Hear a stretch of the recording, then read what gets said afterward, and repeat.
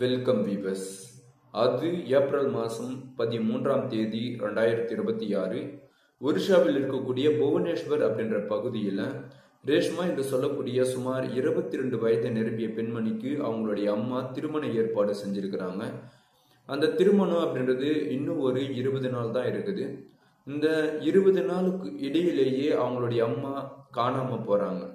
இந்த காணாமல் போனதை பற்றி அவங்களுடைய மகள் ரேஷ்மா அக்கம் பக்கத்தில் இருக்கக்கூடிய நபர்கள்கிட்டயோ அல்லது ரேஷ்மாவுக்கு சித்தி இருக்கிறாங்க, அவங்களுடைய பாட்டி இருக்கிறாங்க, அவங்க கிட்டேயோ அதோடு இல்லாமல் போலீஸ்கிட்டயோ போயிட்டு என்னுடைய அம்மா காணாமல் போயிட்டாங்க அப்படின்ற மாதிரி எந்த விதமான ஒரு கம்ப்ளைண்ட்டோ அல்லது விசாரணை எதுவுமே செய்யவே இல்லை.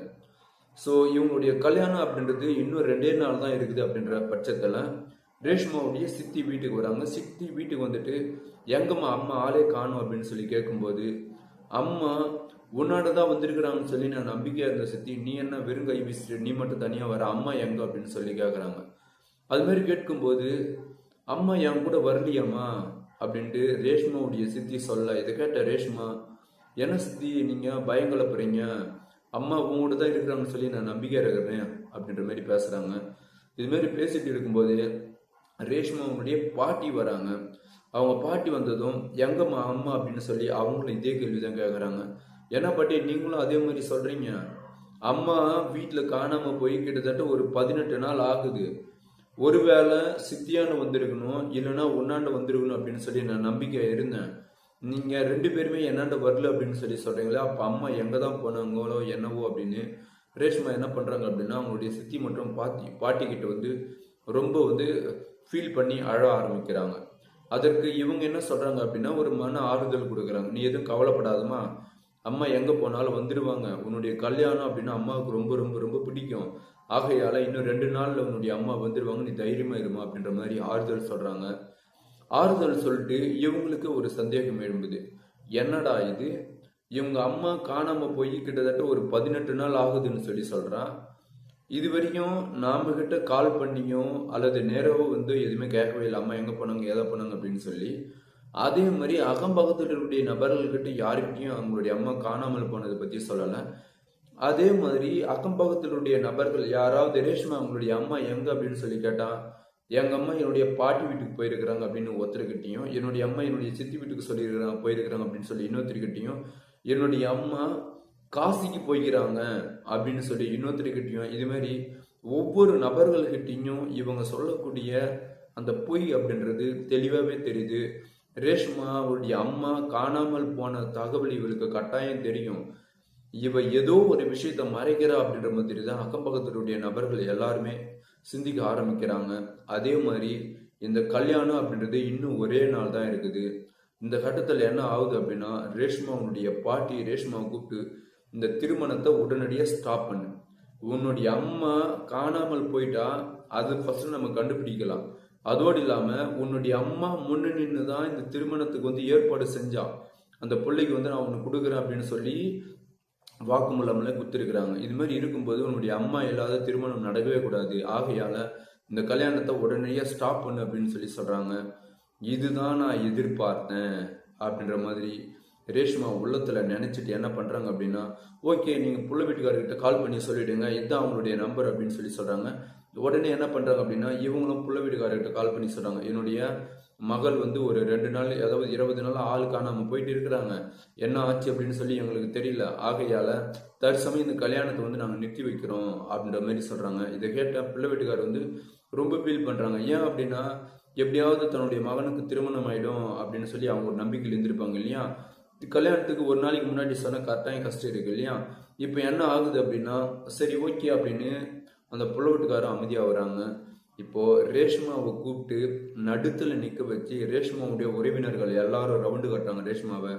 உன்னுடைய அம்மா எங்க, உன்னுடைய அம்மா காணாமல் போனதை பற்றி உனக்கு கட்டாயம் தெரியும், நீ ஏதோ ஒரு விஷயத்தை எங்ககிட்ட மறைக்கிற, ஒழுங்கா உண்மையை சொல்லு அப்படின்ற மாதிரி ரேஷ்மாவுடைய சித்தி கேட்கும்போது ரேஷ்மாவுடைய பாட்டி என்ன பண்ணுறாங்க அப்படின்னா ஒரு ஓரமாக போயிட்டு போலீஸ் ஸ்டேஷனுக்கு கால் பண்ணாங்க. புவனேஸ்வர் போலீஸ் ஸ்டேஷன் கால் பண்ணி, நாங்கள் சொல்லக்கூடிய அந்த பர்டிகுலர் அட்ரஸில் இருக்கக்கூடிய அந்த வீட்டாண்ட வாங்க, என்னுடைய மகள் கிட்டத்தட்ட ஒரு அதாவது 19 20 நாள் வந்து காணாமல் போயிருக்கிறாங்க. அதாவது அது 20 நாளைக்கு முன்னாடி காணாம போயிருக்கிறாங்க.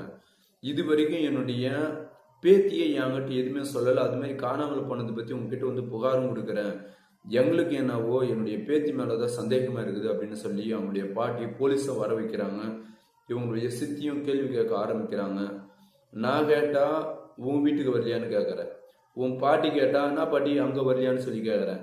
அகம்பக்கத்தினுடைய நபர்கள் கேட்டா என்னுடைய பாட்டி வீட்டுக்கு போயிடுறாங்க, என்னுடைய சித்தி வீட்டுக்கு போயிடுறாங்க, இது எல்லாத்தோட காசிக்கு போயிடுறாங்க அப்படின்னு சொல்லி பல பேர்கிட்ட பல பொய்களை சொல்லியிருக்கிற. அப்படின்னா உன்னுடைய அம்மாவை நீ தான் என்னவோ பண்ணியிருக்கிற, ஒழுங்கா உண்மையை ஒத்துக்க அப்படின்ற மாதிரி ரொம்ப ஸ்ட்ரிக்டா கேட்குறாங்க. இப்போ ரேஷ்மாவுக்கு என்ன சொல்றது அப்படின்னு சொல்லி தெரியவே இல்லை.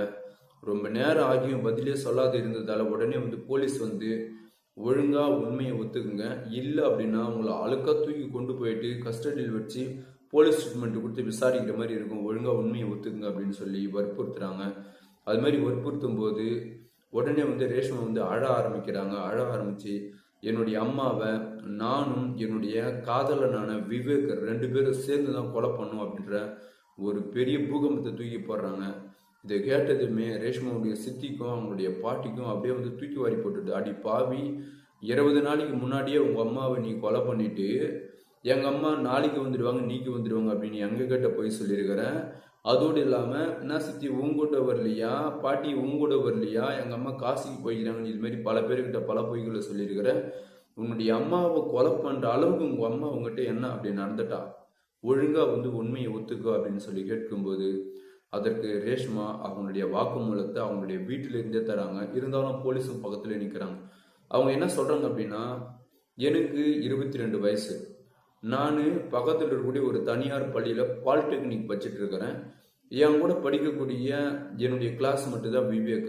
நாங்கள் 2 பேர் வந்து உண்மையாலே லவ் பண்ணதோடு இல்லாமல் இந்த வார நாட்கள் வந்து பல நாள் கல்லூரிக்கே போகாம கட்டஸ்ட் நாங்கள் என்ன பண்ணுறோம் அப்படின்னா பீச்சு, பார்க்கு, மாலு இது மாதிரி பல்வேறு இடத்துல நாங்கள் சுற்றிட்டு இருந்தோம். அது மாதிரி சுற்றினதோடு இல்லாமல் ஃபோட்டோஸ் எல்லாமே எடுத்து வச்சிருக்கோம். இந்த பாரு ஃபோட்டோஸ் அப்படின்னு சொல்லி எடுத்து அவங்க கிட்ட எல்லாம் காட்டுறாங்க. இது மாதிரி போயிட்டு இருந்த என்னுடைய காதலில் என்னுடைய அம்மா யதார்த்தமாக ஒரு நாள் என்னுடைய ஃபோன் வாங்கி பார்த்து அதில் நானும் விவேக்கு ஒன்றா இருக்கிறத பார்த்து பயங்கரமாக சத்தம் போட ஆரம்பித்தாங்க. சத்தம் போட ஆரம்பித்ததோடு இல்லாமல் அதாவது உடனடியாக வந்து இவளுக்கு வேற இன்னொரு திருமணம் செஞ்சு வைக்கணும் அப்படின்ற மாதிரி அவங்களுடைய அம்மா முடிவெடுக்கிறாங்க. அவங்களுடைய அம்மாவை பொறுத்த வரைக்கும் தன்னுடைய மகளுக்கு ஒரு நல்ல இடத்துல கொடுக்கணும் அப்படின்றது தான். அதுக்கு ஏற்ற மாதிரி என்ன பண்ணுறாங்க அப்படின்னா இன்னொரு அதாவது மாப்பிள்ளை, அவங்களுடைய அம்மா சூஸ் பண்ணுற மாப்பிள்ளை வந்து பார்த்தோம் அப்படின்னா கிட்டத்தட்ட அவர் வருஷத்துக்கு வந்து பார்த்தீங்க அப்படின்னா ஒரு 60 லட்ச ரூபாய் கிட்ட சம்பாதிக்கக்கூடிய நபர். சரிங்களா? ஸோ 60 லட்ச ரூபாய் கிட்ட சம்பாதிக்கிறாரு அப்படின்னா அப்போ அவர் எவ்வளோ பெரிய பணக்காரனா இருப்பார் பாருங்க. இப்போ அவங்களுடைய அம்மா என்ன நினைக்கிறாங்க அப்படின்னா தன்னுடைய மகளை எப்படியாவது இவங்க கையில பிடிச்சி குத்துட்டோம் அப்படின்னா தன்னுடைய மகள் நல்லா லட்சாதிபதியாகவும் கோடீஸ்வரியாகவும் வாழ்வா அப்படின்ற எண்ணத்துல தான் வருஷத்துக்கு 60 லட்ச ரூபாய் சம்பாதிக்கக்கூடிய மாப்பிள்ளையை அவங்களுடைய அம்மா சூஸ் பண்றாங்க. ஒரு நாள் அந்த 60 லட்ச ரூபாய் சம்பாதிக்கக்கூடிய மாப்பிள்ளை என்ன பண்றாரு அப்படின்னா இவங்க யாரு ரேஷ்மாவை கூப்பிடுறாங்க, வாங்க, அதாவது உன்னை நான் தான் திருமணம் செஞ்சுக்க போறேன், நீ என்ன தான் திருமணம் செஞ்சுக்க போற, நாம 2 பேரும் அவுட்டிங் போகலாம் வாங்க அப்படின்னு சொல்லி கூப்பிடுறாங்க. அது மாதிரி கூப்பிடும்போது ரேஷ்மா நான் வரமாட்டேன் அப்படின்னு எதுவுமே சொல்லாம அவங்களோட கார்ல ஏறி உட்காந்துட்டு ஒரு நாள் ரேஷ்மாவும் அந்த 60 லட்ச ரூபாய் மாப்பிள்ளையும் 2 பேரும் வந்து ஜாலியாக அவுட்டிங் எல்லாம் போறாங்க. இந்த விஷயம் எப்படியோ வந்து விவேக்கு தெரிய வருது. இப்போ என்ன பண்றான் அப்படின்னா விவேக் உடனடியாக வந்து ரேஷ்மாவுக்கு கால் பண்றான். எங்க இருக்கிறேன், நீயும் அவனா கூட போன, நீ என்ன லவ் பண்றியா இல்லை அவனை லவ் பண்றியா, நீ இதே மாதிரி பண்ணிட்டு இருந்து அப்படின்னா நீயும் நானும் ஒன்னா இருந்த போட்டோ என்கிட்ட இருக்குது, அதை வந்து அவனுக்கு அனுப்பி விட்டுருவேன், அந்த 60 லட்ச ரூபாய் மாப்பிள்ளையுடைய போனுக்கு அனுப்பி விட்டுருவேன் அப்படின்ற மாதிரி எல்லாம் மிரட்ட ஆரம்பிக்கிறான். இப்போ ரேஷ்மா என்ன பண்றாங்க அப்படின்னா எப்படா வீட்டுக்கு வர போறோம் அப்படின்ற மாதிரி நினைச்சு வீட்டுக்கு வந்த பிறகு உடனடியாக வந்து விவேக் கால் பண்ணி நீ நினைக்கிற மாதிரிலாம் எதுவும் கிடையாது, பக்கத்தில் வந்து எங்களுடைய அதாவது சொந்தக்கார வீடு இருக்குது, அவங்க தான் போயிட்டு வந்தேன், உன்னுடைய திருமணத்துக்கெல்லாம் நான் போய் சொல்லிட்டு வந்தேன், வேற எதுவும் இல்லை, நீ நினைக்கிற மாதிரிலாம் எதுவும் இல்லை அப்படின்ற மாதிரி தன்னுடைய அதாவது காதலன் விவேக் கிட்ட எவ்வளோ சொல்லி சமாதானப்படுத்துறாங்க. அவன் சமாதானம் ஆகிற மாதிரி இல்லை. ஒரு கட்டத்தில் சரி நீ என்ன பண்ணா நீ சமாதானம் ஆகு அதை சொல்லு அப்படின்னு சொல்லி ரேஷ்மா கேட்கும்போது இப்பவே நீ கிளம்பி நான் இருக்கக்கூடிய இடத்துக்கு வரணும். உன்னோடு நான் இம்மிடியட்டாக உடலுறு வைக்கணும். அதோடு மட்டும் இல்லாமல் உன்னுடைய உறுப்பு நான் உடலுறு வைக்கிறதுக்கு முன்னாடி நான் வந்து செக் பண்ணுவேன். ஏன் அப்படின்னா நீ அவங்க கூட அவுட்டிங் போன இல்லையா, அந்த 60 லட்ச ரூபாய் மாப்பிள்ளைய கூப்பிட்டான்னு சொல்லி அவங்க கூட போயிட்டு நீ எதனா தப்பு பண்ணியிருந்த அப்படின்னா நான் எப்படி நம்புறது? ஆகையால உன்னுடைய பெண் உறுப்பை நான் செக் பண்ணிட்டு தான் என்னுடைய ஆண் உறுப்பு அதுக்குள்ள நான் சொருகுவேன் அப்படின்ற மாதிரி எல்லாம் அவன் ஒரு சில வார்த்தைகளை பேச ரேஷ்மாவுக்கு கொஞ்சம் கூட கூச்சன ஆச்சுமே இல்லாமல் சரி நீ செக் பண்ணிக்கோ அப்படின்ற மாதிரி உடனடியாக வந்து தன்னுடைய அம்மா கிட்ட நான் கொஞ்சம் வெளியே போயிட்டு வரேன் அப்படின்னு சொல்லி கிளம்பி போகிறாங்க. போயிட்டு அவங்களுடைய காதலான விவேக் இருக்கக்கூடிய ரூமுக்கு போகிறாங்க. போன பிறகு என்ன பண்ணுறான் அப்படின்னா அவனும் வந்து செக் பண்ணுறான். சரிங்களா, இதுக்கு முன்னாடி வந்து உடலூர் யாருன்னா வச்சிருக்கிறாளா அப்படின்ற மாதிரிலாம் செக் பண்ணும்போது ஸோ அப்போது அவனுக்கு என்ன தோணுச்சு அப்படின்னு சொல்லி தெரியல. சரி ஓகே நீ கரெக்டாக தான் இருக்கிற, இருந்தாலும் நீ வந்தது வந்துட்டு நீ அவன் கூட இருந்து தான் ஆகணும் அப்படின்ற மாதிரி வற்புறுத்தினான். அப்போ ரேஷ்மா என்ன சொல்கிறாங்க அப்படின்னா இதுதான் நான் உங்களோட இருக்கக்கூடிய கடைசி டைம், கடைசி நாள் இதுதான், இதற்கு பிறகு நான் உங்களோட சுத்தமாக இருக்கவே மாட்டேன், என்னை மன்னிச்சிரு அப்படின்ற மாதிரி சொல்கிறாங்க. அதற்கு அவனும் என்ன பண்ணுறான் அப்படின்னா சரி ஓகே பரவாயில்ல அப்படின்ற மாதிரி அப்போதைக்கு தலையாட்டிக்கிறான். தலையாட்டிட்டு தன்னுடைய காதலி கூட உடலுறவு வைக்கிறான். உடலுறவு வச்சு முடியுது. ஒரு 1 ஹவர் கழிச்சு என்ன பண்ணுறாங்க அப்படின்னா ரேஷ்மா கிளம்பி வீட்டுக்கு வராங்க. வீட்டுக்கு வந்தால் அவங்களுடைய அம்மா வந்து ஆல்ரெடி வந்து தூங்கிட்டு இருக்கிறாங்க. இவங்களும் வந்து அமைதியாக வந்து தூங்கிடுறாங்க. மறுநாள் பொழுது வெடிது. அப்போ என்ன பண்ணுறான் அப்படின்னா திரும்பவும் விவேக் கால் பண்ணுறான். இன்னைக்கு நீ வா அப்படின்னு சொல்லி. நான் வரமாட்டேன், நீ வேணும்னா என் வீட்டுக்கு வா, நான்லாம் அடிக்கடி உன்னால வந்தது அப்படின்னா நான் வந்து வேறொரு ரபருக்கு நான் திருமணம் செஞ்சுட்டு போகக்கூடிய ஒரு பெண்மணி, ஏன்னா அகம்பாதவங்களுடையவங்க தப்பாக பேசுவாங்க, ஆகையால நீ கிளம்பி வீட்டுக்கு வா அப்படின்னு சொல்லி சொல்கிறாங்க. இதை கேட்டு விவேக் வந்து வரமாட்டான். நான் வரமாட்டேன் அப்படின்ற மாதிரி சொல்கிறான். ஸோ விவேக்கு அந்த ஒரு ஆசை வந்துச்சு இல்லையா, உடனே என்ன பண்ணுறான் அப்படின்னா 1 நாள் 2 நாள் கழித்து 3வது நாள் திரும்பவும் ரேஷ்மாவுக்கு கால் பண்ணி நான் அவங்க வீட்டுக்கு வரப்போகிறேன் அப்படின்ற மாதிரி சொல்கிறான். அதே மாதிரி இவங்களும் கிளம்பி, அதாவது விவேக்கும் வந்து அவங்களுடைய வீட்டுக்கு கிளம்பி போகிறான், ரேஷ்மா வீட்டுக்கு. ரேஷ்மாவும் வா அப்படின்னு சொல்லி சொல்கிறாங்க. இப்போது ரேஷ்மாவுடைய அம்மாவை ரேஷ்மாவே என்ன சொல்கிறாங்க அப்படின்னா எனக்கு இந்த பொருள் வாங்கிட்டு வா, அந்த பொருள் வாங்கிட்டு வா அப்படின்னு சொல்லி கடைக்கு அனுப்பி வச்சுட்டு இவனை தன்னுடைய வீட்டுக்கு அழைச்சிட்டு வந்து இவனோட உடலுறவில் இருக்கிறாங்க. உடலுறவில் இருக்கும்போது பார்த்தீங்க அப்படின்னா ஸோ ஆணுரை போட்டும் பண்ணுறான், ஒரு சில டைமில் ஆணுரை போடாமல் பண்ணுறான். இதே மாதிரி ஸோ அவங்களுடைய அம்மா எப்போல்லாம் வீட்டில் இல்லையோ அப்போல்லாம் வந்து அடிக்கடி இவங்க வீட்டாண்ட வர்றது, இவங்க ஜாலியாக சந்தோஷமாக இருக்கிறது, இதே மாதிரி போயிட்டு இருக்கேன்.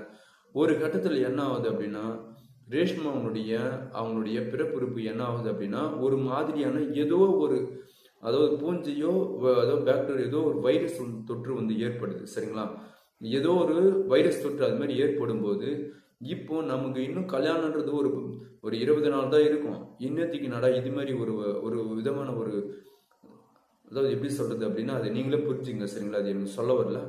இது மாதிரி இருக்குது, என்ன பண்றது அப்படின்னு சொல்லி தெரியலையே அப்படின்ற எண்ணத்துல திடீர்னு விவேகுக்கு நீ வராத, எனக்கு ஏதோ ஒரு தொற்று ஏற்படுத்தி இருக்குது போல என்னுடைய பிறப்பிறப்புல, எனக்கு ஒரு பயங்கரமா அதாவது அரிப்பு மாதிரியும் ஒரு விதமான வலியை ஏற்படுத்துது, ஆகையால நீ வராத அப்படின்னு சொல்லி சொல்றாங்க. ஆனா விவேக் வராமலாம் இருக்கிற மாதிரி இல்லை. ஏன் அப்படின்னா இவங்க வீட்டாண்ட வர்றது, ரேஷ்மா கூட இருக்கிறது, இவங்க 2 பேரும் உடலூர் கொள்றது, இவனுடைய பிறப்பிறப்பு அவங்களுடைய போன்லயும் அவங்களுடைய பிறப்பிறப்பு இவங்களுடைய போன்லயும் இது மாதிரி நியூடாவே போட்டு எடுத்து வச்சிருக்கிறான்.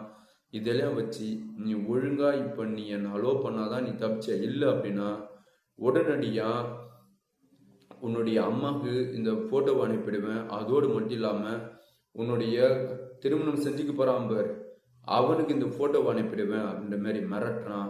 இந்த மிரட்டலை கேட்டு அவங்க என்ன பண்றாங்க அப்படின்னா தன்னுடைய பிறப்புறுப்பு எவ்வளோ வலி இருந்தாலும் அவனை திரும்ப அலோ பண்றாங்க.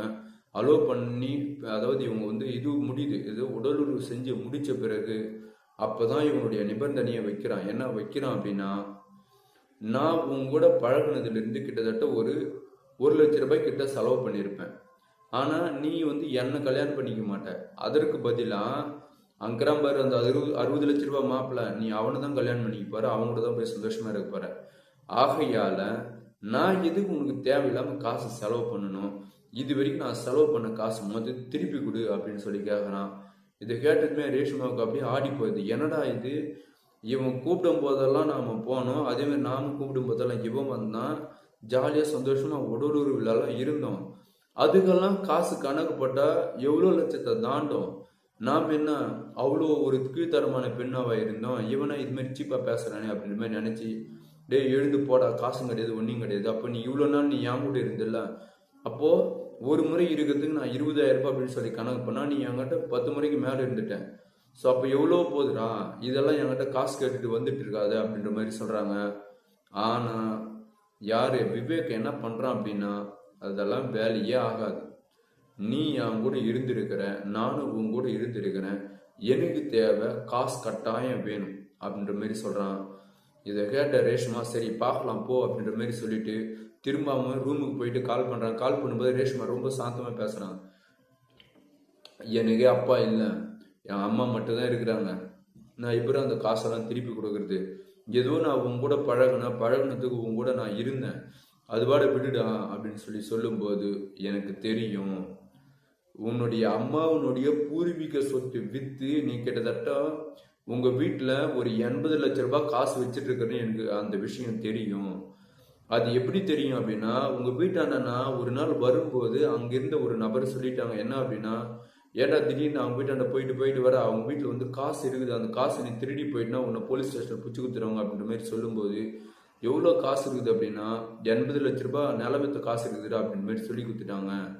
நீ ஒழுங்கா கிட்டத்தட்ட ஒரு 10 லட்ச ரூபாய் என்கிட்ட நீ கொடுத்த அப்படின்னா இது எல்லாமே வீடியோ ஃபோட்டோஸ் எல்லாமே டெலீட் பண்ணுறேன், இல்லை அப்படின்னா உன்னுடைய அம்மாவுக்கும் அனுப்பிடுவேன், அதே மாதிரி உன்னுடைய 60 லட்ச ரூபாய் மாப்பிள்ளைக்கு அனுப்பிடுவேன் அப்படின்ற மாதிரி அதை சொல்லியே மிரட்ட ஆரம்பிக்க இவங்க என்ன பண்ணுறாங்க அப்படின்னா, ரேஷ்மா ஒரு நாள் அவங்களுடைய அம்மாவை கோயிலுக்கு அனுப்பிவிட்டு வீட்டில் ஸோ அந்த பணம் இருக்குது இல்லையா 80 லட்ச ரூபாய், அதில் ஒரு 10 லட்ச ரூபாய் எடுக்கிறாங்க. எடுத்து தன்னுடைய காதலனை வீட்டுக்காக வர வைக்கிறாங்க. வீட்டுக்கு வந்தால் அவர் வர்றது எதுக்கு வர்றதுன்னு எல்லாருக்கும் தெரியும்.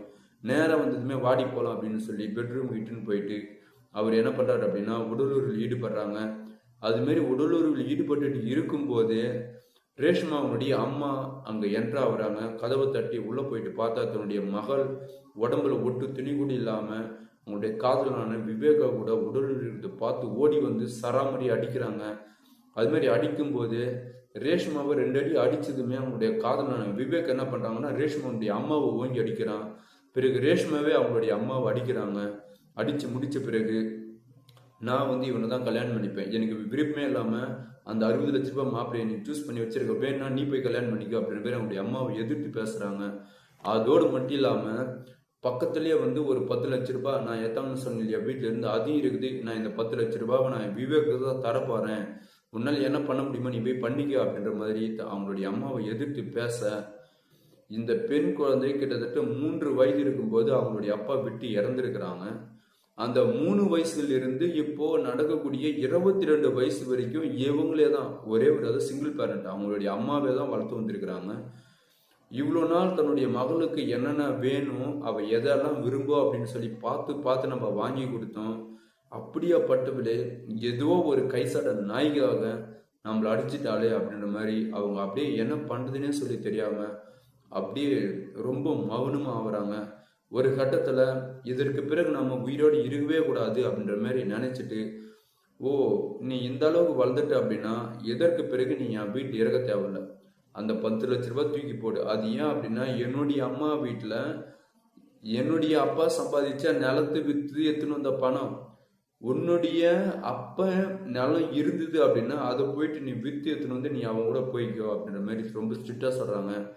இதை கேட்ட விவேக்குக்கு உடனே கோபம் வருது. இவன் என்ன ரொம்ப பேசிட்டே இருக்கல அப்படின்ற மாதிரி உடனே என்ன பண்ணுறான் அப்படின்னா பின்பக்கமாக பக்கத்தில் இருக்கக்கூடிய ஒரு அதாவது இரும்பு ராடு ஒன்று இருக்குது, அதை எடுத்து ஓங்கி ரேஷ்மாவுடைய அம்மாவுடைய மண்டை மேலே அடிக்கிறான். உடனே அவங்களுடைய அம்மா மயக்கம் போட்டு கீழே வீறாங்க.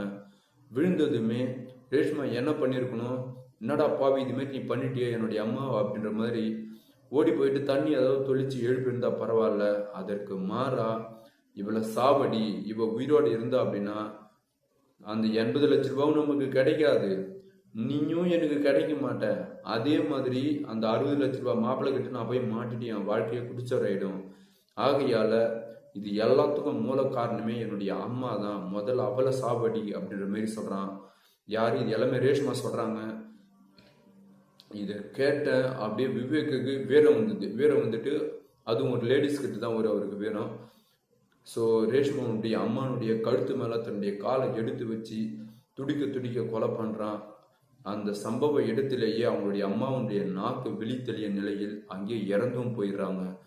இறந்துட்ட பிறகு இவன் என்ன பண்ணுறான் அப்படின்னா, ஏற்கனவே அதாவது ரேஷ்மா அந்த 10 லட்சம் எடுத்து வச்சிருந்தாங்க இல்லையா, அதை எடுத்து சுற்றிட்டு உடனடியாக கீழ் வந்து நேராக ரூமுக்கு போயிட்டு தன்னுடைய நண்பனுடைய காரை வாங்கி கொண்டு வரான். காரை வாங்கி கொண்டு வந்து இரவு நேரம் வர வரைக்கும் வெயிட் பண்ணுறான். வெயிட் பண்ண பிறகு இரவு மசமசன் அப்படியே போகுது அமர்ந்து எல்லா ஊர் மக்கள் எல்லாரும் உறங்க ஆரம்பிக்கிறாங்க.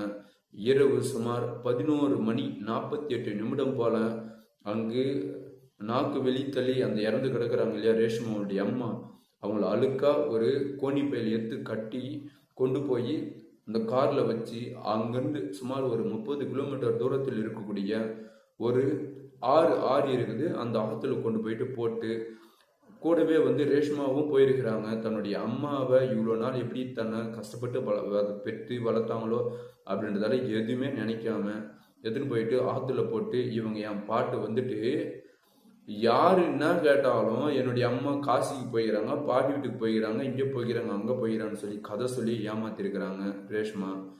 இப்போ கரெக்டாக வந்து அவங்களுடைய சித்தி அவங்களுடைய பாட்டி இவங்கெல்லாம் மடைக்கு கேட்கும்போது தான் தன்னுடைய அம்மாவை நானே கொலை பண்ணி கொண்டு போயிட்டு ஆற்றுல போட்டு வந்துட்டேன் அப்படின்ற மாதிரி சொல்கிறாங்க. இதற்கு இடையிலேயே என்ன ஆகுது அப்படின்னா, அந்த ஆற்று பகுதியில் யாருமே போய் பார்க்கவே காணும். இவங்க சொன்ன பிறகு போலீஸ் அங்கே போயிட்டு பார்த்தா இவங்க சொல்கிற மாதிரியே அங்கு ஒரு பாய் ஒன்று இருக்குது. அதாவது எப்படி சொல்கிறது அப்படின்னா பை, சரிங்களா, அந்த பைக்குள்ள ஒரு சடலம் இருக்குது. அதை போயிட்டு திறந்து பார்க்குறாங்க. பார்த்தா புழு தள்ளிய நிலையில், அதாவது எப்படி சொல்கிறது அப்படின்னா அப்படியே நச்சு ஒழுனுக்கு 20 நாள் ஆகுது இல்லையா இறந்து போயிட்டு. ஸோ ஒரு பெண்ணுடைய சடலம் இருக்கிறத பார்த்து போலீஸ் ரொம்ப மனம் உடஞ்சி அந்த சடலத்தை கொண்டு போயிட்டு எப்படியா இருந்தாலும் அட்டாப்சி பண்ணுவாங்க, சரிங்களா. அட்டாப்சி பண்ணும்போது ஸோ மூச்சு தண்ணீர் தான் உயிர் இறந்துருக்கிறாங்க அப்படின்ற விஷயம் தெரிய வருது.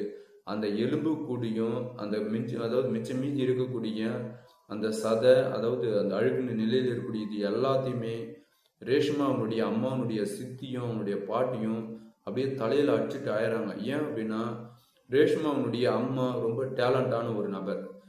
அவங்களே வந்து பார்த்தோம் அப்படின்னா ஒரு மாசத்துக்கு கிட்டத்தட்ட 2 லட்ச ரூபாய் சம்பாதிக்கிற அளவுக்கு தன்னை வந்து ரொம்ப வந்து உழைச்சி முன்னேற்றி இருக்கக்கூடிய ஒரு பெண்மணி தான்.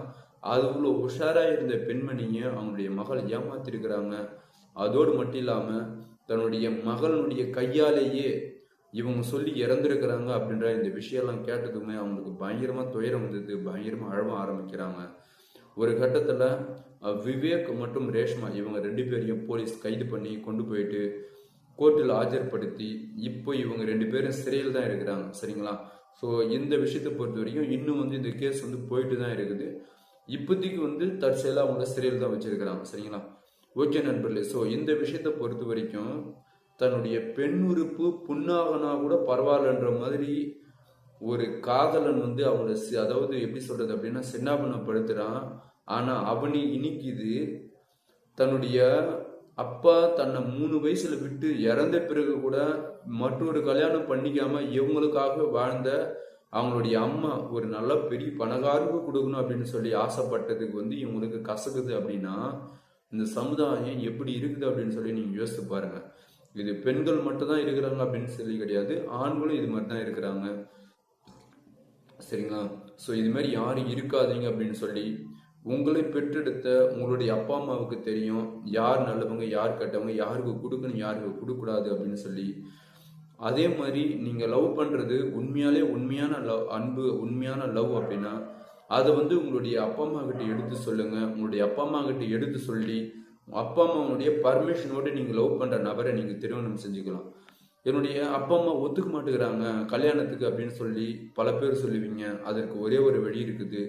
உங்களுடைய அப்பா அம்மா உங்களுடைய காதலனை ஒத்துக்கணும் அப்படின்னா உங்களுடைய காதலன் உங்களுடைய அப்பா அம்மாவுடைய உள்ளத்துல இடம் பிடிக்கணும். அதற்கு நல்லா படிக்கணும், நல்ல ஒரு வேலைக்கு போகணும், கை நிறைய சம்பாதிக்கணும். இது மாதிரியான ஒரு சில விஷயங்களை செஞ்சாவே இவங்களும் அப்பா அம்மாவும் என்ன எதிர்பார்க்குறாங்க, தன்னுடைய மகள் வந்து நல்லா பச்சுன்னு கொடுக்கணும், கை நிறைய சம்பாதிக்கணும், ஒரு நல்ல இடத்துல இருக்கணும் அப்படின்னு தான் நினைக்கிறாங்க. ஸோ நீங்கள் லவ் பண்ணுற நபர் அது மாதிரி தன்னுடைய இமேஜை வளர்த்துட்டனாவே ஈஸியாக வந்து பார்த்தோம் அப்படின்னா பேரண்ட்ஸ் வந்து அவங்கள வந்து தன்னுடைய மருமகனாக ஏற்றுப்பாங்க. சேம் இதே தான் பசங்களும், சரிங்களா? அதாவது தன்னுடைய மருமகள் ரொம்ப நல்லா இருக்கணும், ஸோ இது மாதிரிலாம் கட்டாயம் வந்து யோசிப்பாங்க பேரண்ட்ஸு. ஸோ பசங்களுக்கும் இதே மாதிரி தான், ஓகேங்களா? ஸோ நான் என்ன சொல்ல வரேன் அப்படின்னு சொல்லி புரியும். இவ்வளோ நேரம் நான் சொன்ன இந்த வீடியோ உண்மை கிரைம் ஸ்டோரி, உண்மையாலே நடந்த சம்பவம், சரிங்களா? ஓகே, நம்மள இவ்வளோ நேரம் இந்த வீடியோ பார்த்த அனைவருக்கும் நன்றி, வணக்கம்.